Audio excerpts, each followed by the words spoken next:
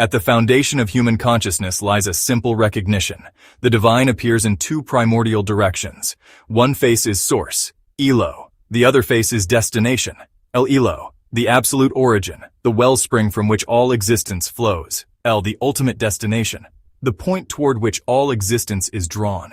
These are not grammatical quibbles. They are complementary faces of divine relationship. Invoking Eloh turns consciousness to source. Invoking El turns it toward return. Modern analysis often reduces these to grammar, missing theological precision. This film recovers the living function of these names within spiritual practice. Names are not mere labels here. They are movements of relation, acts of return and emergence. To speak a name is to participate in that movement. We begin where a secret name first enters history, in the wilderness with Hagar. Her encounter creates the pattern that follows. From this point, divine names become living carriers, not mere descriptors. Listen as the pattern unfolds. In the wilderness encounter between Hagar and the divine messenger, something unprecedented occurs. Beyond promise, she receives a sacred trust, a divine name to give her son. This is an Ismola, the direct gifting of a divine name. The name is Ismael, literally, name of El. The usual Hebrew reading becomes God will hear, a different story. That etymology, I suggest, reflects conceptual replacement, a loss of the original naming act. Samuel truly means heard by God, Shemuel, and when that is projected onto Ishmael, a gap appears. Authentic meaning need not borrow. The original was a divine name, not a promise rephrased. Hagar's son becomes a living carrier of divine nomenclature, a pattern that unfolds across tradition. From that seed come El constructions that carry presence, not mere description. Daniel, Daniel, divine judgment manifest. Israel, Israel, struggling toward divine unity. Michael, Michael, the divine incomparability. Gabriel, Gavriel, divine strength embodied. Samuel, Shemuel, divinely acknowledged. Emmanuel, Immanuel, divine presence with us. Each name bears presence, following the precedent of Ismael as living name of El. Naming becomes transmission of presence across generations. From names in history we turn to language itself, how words preserve or obscure the divine. The next section examines Allah and the deeper Semitic continuity. The name Allah is often analyzed as Al-Elah, the God, but Al is the Arabic cognate of El, both from a shared Proto-Semitic designation.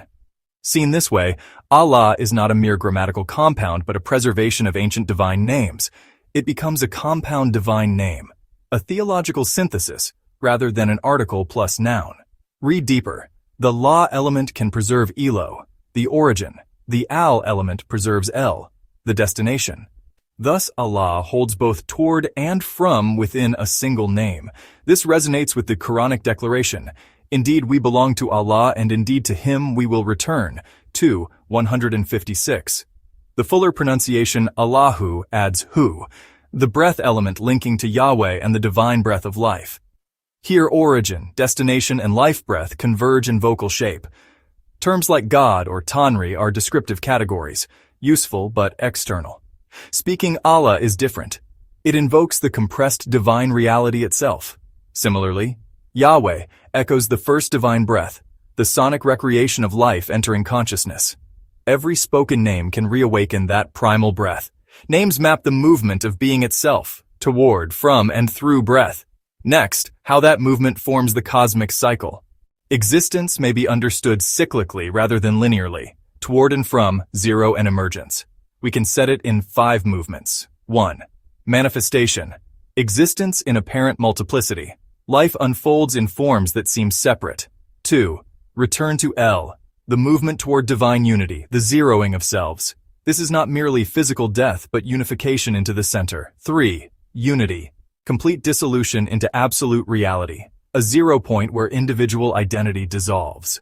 4. Emergence from Eloh. Fresh creation arising from the zero point. Not a recycling of the same entity, but new authentic formation. 5. New manifestation. The cycle returns to multiplicity with fresh reality. Each cycle is radical renewal rather than mere rebirth of the same. Breath becomes the continuous invocation. Each exhale a syllable of divine naming. Sufi forms preserve this practice. Allah Hai, Allahu. Breath and life affirmed. Hi, from Hayat, life. Hu, the pure breath sound of divine life. Together, they recreate the first conscious exhalation that made us alive.